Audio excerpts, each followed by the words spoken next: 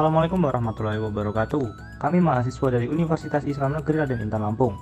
Video ini dibuat untuk menyelesaikan salah satu tugas kelompok di mata kuliah Bank dan Lembaga Keuangan dengan dosen pengampu yaitu Bapak Lutfi Heri Rahmawan. So, langsung saja, inilah dia video presentasi dari kelompok kami. Baiklah, di sini saya akan menjelaskan materi mengenai aset keuangan. Baiklah, sebelum lebih lanjut mengenai aset keuangan itu apa, saya di sini akan menjelaskan terlebih dahulu mengenai aset. Nah, aset dalam ilmu ekonomi adalah suatu kekayaan yang dimiliki oleh individu, kelompok maupun suatu perusahaan. Nah, aset itu sendiri dibagi menjadi dua, yaitu aset berwujud dan juga aset tidak berwujud. Nah, aset berwujud di sini ialah aset yang dapat kita lihat, dapat kita rasakan. Contohnya seperti kendaraan, dan juga bangunan, lahan, gedung, dan lain sebagainya. Nah, maksud dari aset berwujud ini adalah dapat kita lihat, dapat kita rasakan, dan dapat kita pakai secara langsung. Nah, yang kedua yaitu aset tidak berwujud. Nah, aset tidak berwujud ini ialah aset tidak dapat kita lihat dan juga tidak dapat kita gunakan secara langsung. Contohnya yaitu seperti hak cipta, terus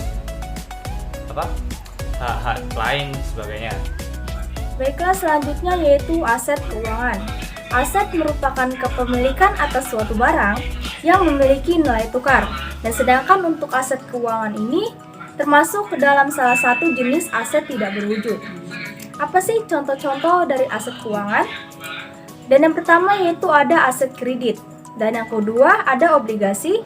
Ketiga ada obligasi yang dikeluarkan oleh pemerintahan Indonesia. Dan yang keempat itu ada obligasi yang dikeluarkan oleh perusahaan atau korporat. Dan kelima yaitu obligasi syariah atau suku.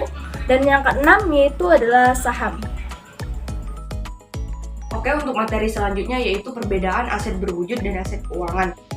Secara fisik, aset berwujud dan aset keuangan tentu berbeda. Karena pada aset berwujud, bentuk fisiknya atau wujudnya dapat kita lihat secara tersendiri dan dapat kita nilai secara tersendiri. Kita ambil contoh pada aset berwujud itu tanah. Ketika kita hendak membeli tanah, pasti sebelum melakukan transaksi kita melihat atau mensurvei tanah tersebut. Dan setelah kita melihat atau mensurvei tanah tersebut, pasti kita menilai harga yang ditawarkan kepada kita itu apakah layak terhadap tanah tersebut. Dari aktivitas tersebut, ini membuktikan bahwa aset berwujud wujud fisiknya dapat kita lihat secara tersendiri dan dapat kita nilai secara tersendiri. Sedangkan pada aset keuangan, wujud fisiknya itu tidak mencerminkan nilai dari aset tersebut. Kita ambil contoh aset keuangan itu saham. Saham yang saya ketahui atau yang kita ketahui itu hanyalah berupa lembaran kertas. Tetapi nilai dari saham itu sampai berjutaan rupiah. Nah, untuk yang selanjutnya yaitu spesifikasi uang. Jadi uang adalah alat pembayaran yang sah yang diterbitkan oleh pemerintah, baik berbentuk kertas maupun logam. Uang dapat digunakan untuk membeli barang ataupun jasa. Secara umum, uang dapat dibedakan menjadi dua jenis, yaitu uang kartal dan juga uang giral. Uang kartal adalah uang yang dicetak dan diedarkan oleh bank sentral, yaitu uang yang kita pergunakan untuk melakukan transaksi sehari-hari. Untuk uang giral, yaitu uang yang dicetak dan diedarkan oleh bank-bank umum atau bank komersial dalam bentuk demand deposit atau yang lebih dikenal dengan cek. Dengan menguangkan cek tersebut, maka uang giral dapat berupa uang kartal. Nah, kemudian jenis-jenis uang berdasarkan nilainya itu ada dua. Yang pertama bernilai penuh, yaitu uang yang nilai interaksinya sama dengan nilai nominalnya. Kemudian yang kedua, nilai tidak bernilai penuh, yaitu uang yang nilai interaksinya lebih kecil dari nilai nominalnya. Fungsi uang adalah sebagai alat tukar utama dalam kegiatan ekonomi di masyarakat. Tidak hanya itu, beberapa fungsi uang lainnya diantaranya yaitu 1. Sebagai alat tukar. Utamanya, fungsi uang sebagai alat tukar atau medium of change dalam kehidupan bermasyarakat, uang menjadi alat tukar dalam transaksi pembayaran barang dan jasa, tanpa melibatkan kegiatan tukar-menukar barang tersebut. Yang kedua yaitu sebagai alat penyimpan nilai, yang dimana uang bisa mengalihkan daya beli dari masa kini ke masa yang akan datang. Contohnya, jika seseorang menjual barang dan mendapatkan uang, maka uang tersebut bisa digunakan untuk membeli barang dan jasa di masa yang akan datang. Yang ketiga yaitu sebagai satuan hitungan, yang dimana uang memiliki fungsi sebagai satuan hitungan yang bisa menunjukkan nilai kekayaan, dan selain itu juga uang dapat menunjukkan berbagai nilai barang dan jasa yang diberikan, serta menghitung jumlah pinjaman. Baik, di sini saya akan melanjutkan materi yaitu sistem keuangan.